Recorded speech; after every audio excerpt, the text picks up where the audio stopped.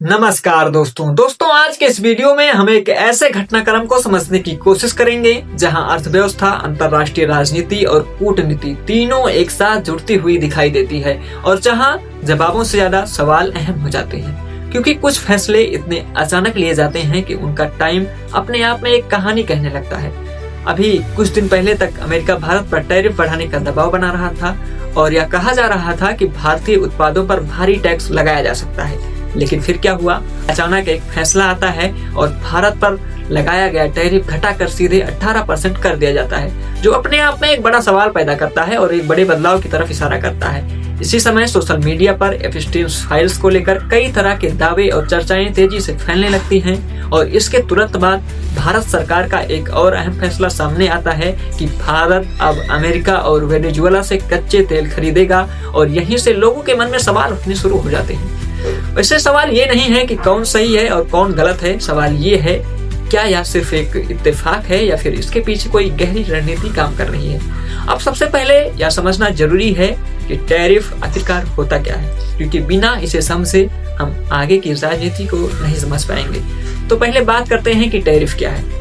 Tariff दरअसल एक तरह का टैक्स होता है जो कोई देश दूसरे देश से आने वाले सामानों पर लगाता है ताकि या तो अपने घरेलू इंडस्ट्री को बचा सके या फिर अपने देश पर आर्थिक दबाव बना सके। अमेरिका के लिए टैरिफ सिर्फ एक आर्थिक नीति नहीं रहा है, बल्कि यह उसकी विदेशी नीति का एक अहम हथियार भी रहा है। चाहे वह चीन के साथ ट्रेड वार हो या फिर यूरोप के साथ स्टील डील, अमेरिका ने बार बार टैरिफ का इस्तेमाल अपनी शर्तों को मनवाने के लिए किया है। जब अमेरिका किसी देश पर टैरिफ बढ़ाता है तो उसका संदेश साफ होता है, या तो हमारी शर्तें मानो या फिर आर्थिक नुकसान झेलने के लिए तैयार रहो।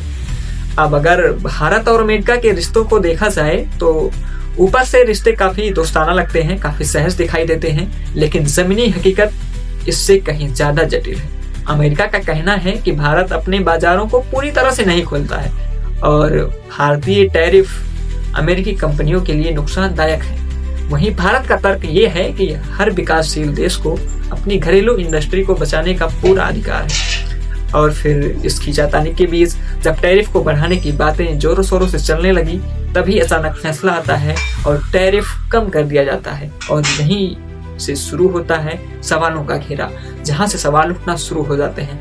आमतौर पर ऐसे बड़े फैसले महीनों की बातचीत, समझौते और कूटनीतिक चर्चाओं के बाद लिए जाते हैं, लेकिन यहाँ टाइमिंग कुछ अलग नजर आती है, क्योंकि इसी दौरान अंतर्राष्ट्रीय स्तर पर कई संवेदनशील चर्चाएं चल रही हैं और अमेरिका के अपने रणनीतिक हित भी इसमें जुड़े हुए हैं।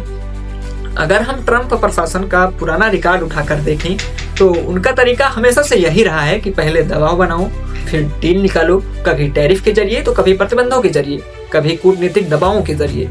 इसलिए यह सवाल उठना स्वाभाविक है। सवाल इसलिए भी उठ रहे हैं क्योंकि जिस तरह से अमेरिका ने अचानक भारत पर से टैरिफ हटा दी है, कम कर दी है, क्योंकि अचानक से टैरिफ को घटाना और इससे कुछ दिन पहले भारत के प्रधानमंत्री मोदी जी का नाम एपिस्टीन फाइल में सामने आना, क्या ये इत्तेफाक है या अमेरिका ने भारत पर दबाव बनाया और भारत ने कॉन्ट्रैक्ट डील साइन करके ये जता दिया कि हम आपके गुलाम हैं। वैसे मेरा सवाल भारत सरकार से ये है कि जिस तरह से आपने एक डील करके अपने पुराने दोस्त रूस और ईरान से तेल अब नहीं लेंगे, अब भारत ने यह भी ऐलान कर दिया है कि अब भारत वेनेजुएला और अमेरिका से तेल खरीदेगा।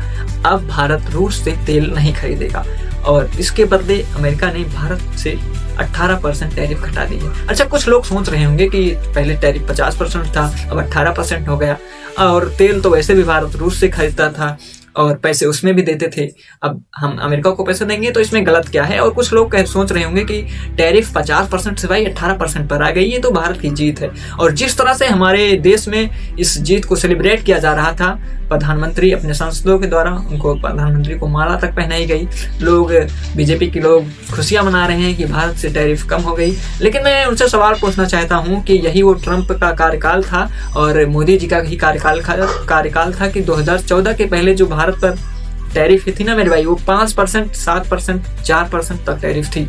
अब मोदी के कार्यकाल में ये टैरिफ 18% गई, 25% गई और अब हाल ही में 50% तक पहुंच गई थी।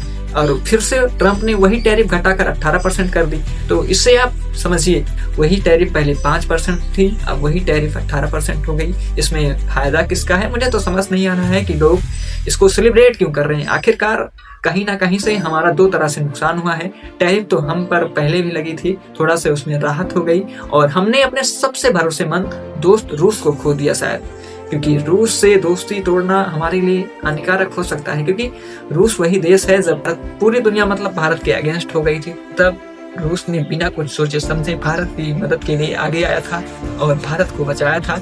लेकिन अब शायद हमारा देश रूस से दोस्ती खत्म करने की तरफ तुड़ गया है और एक गर्त की तरफ जा रहा है, ऐसा मुझे लगता है। आप लोगों को क्या लगता है कमेंट करके जरूर बताइएगा।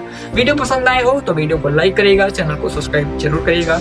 मिलते हैं किसी नेक्स्ट वीडियो में, तब तक के लिए जय हिंद जय भारत।